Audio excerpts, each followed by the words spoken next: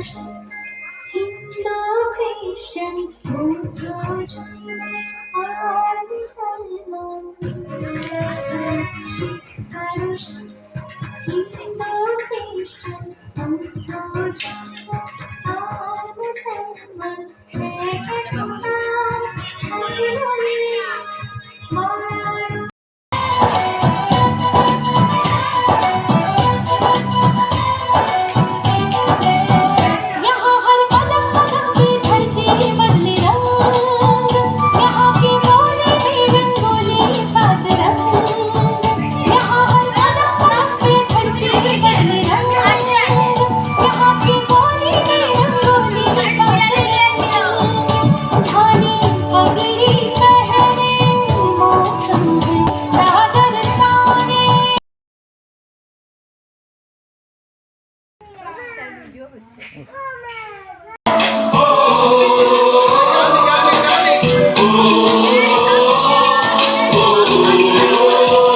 संदेश आते हैं नर पाते हैं, चिट्ठी आती है उठे जाती है, किसी की चूड़ी ने किसी के कंगन ने,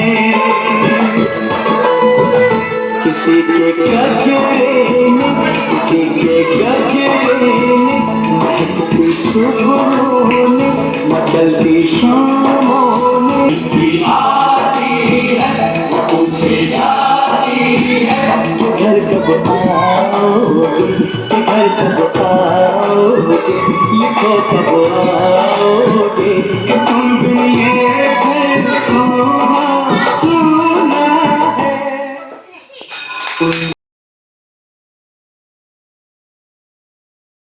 তারা সনাতন ধর্মের গর্ব করে, গর্ব করা উচিত। যদি সেই গেরুয়ার মানে যদি তাদের স্কুলের পঠন পাঠন হতো, গেরুয়া হচ্ছে ত্যাগের প্রতীক। কি ত্যাগের প্রতীক?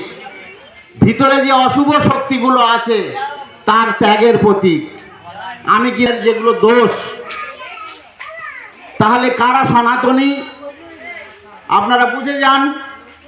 মনের অশুভগুলো সব ত্যাগ করে কি এত দ্বন্দ্ব হয়, এত ঝগড়া হয়, এত হিংসা হয়? মাঝখানে যেটা আছে সাদা, বেনিয়া সহ কলা, সূর্যের 7টা রঙের সমষ্টি হচ্ছে সাদা। সাদাকে শুভ্রতা, পবিত্রতা বলে, অর্থাৎ দায়িত্ববোধ, যেটাকে নিয়ে গর্ব করে খ্রিস্টানরা। খ্রিস্টানরা সাদা ড্রেস পরে, তাহলে সাদার মহিমা কি তাদের মধ্যে আছে? থাকলে তারা ওই গ্রামে গ্রামে ঢুকে যে যিশু বাবা করছে, তার রোগ সেরে যাবে, উমুক তুমুক, তারা সে যেন আয়ুর্বেদিক ডাক্তারের মতো কাজ করছে। তাহলে হলুদ গেরুয়াটা হলো অশুভকে ত্যাগ করা। চক্র কটা চক্র কেউ বলতে পারবে? এই যে স্বাধীনতা পতাকার মাঝখানে যে চক্র আছে, যে চক্র, অশোক চক্র, যে চক্র, বৌদ্ধদের চক্র, এই 24টা চক্রে 24টা গুণ কেউ বলতে পারবে? কোনো ডাক্তার, কোনো ইঞ্জিনিয়ার, কোনো প্রফেসর, কোনো ডক্টরেট পাওয়া ভারতবর্ষে যারা আছে এই 24টা গুণ কেউ বলতে পারবে? কেন? এগুলো পড়াশোনার বাইরে। আর এগুলোকে বাদ দিয়ে স্বাধীনতা দিবসে যা খরচ হচ্ছে, যা স্বাধীনতা দিবস নিয়ে সারা ভারতবর্ষ যা হচ্ছে, আজকের আপনারা ইউটিউব খুললেই দেখতে পাবেন একটু। কিন্তু গাছের আগায় জল দিলে ওই রেপ করানো থামবে না। গাছের আগায় জল দিলে কোনো গাছ চিরদিন বেঁচে থাকতে পারে না। গাছের গোড়ায় জল দিতে হবে, গাছের গোড়াটা উর্বর করতে হবে। সেই গাছের গোড়া, সেই শিশু গাছ হচ্ছে আমাদের এই স্কুল। পশ্চিমবঙ্গে যত স্কুল থাকুক না কেন, সব লিখছে আদর্শ স্কুল, আদর্শ শিশু বিকাশ কেন্দ্র। কোনো বিকাশই কারোর হচ্ছে না, তো পুরো সমাজটাই।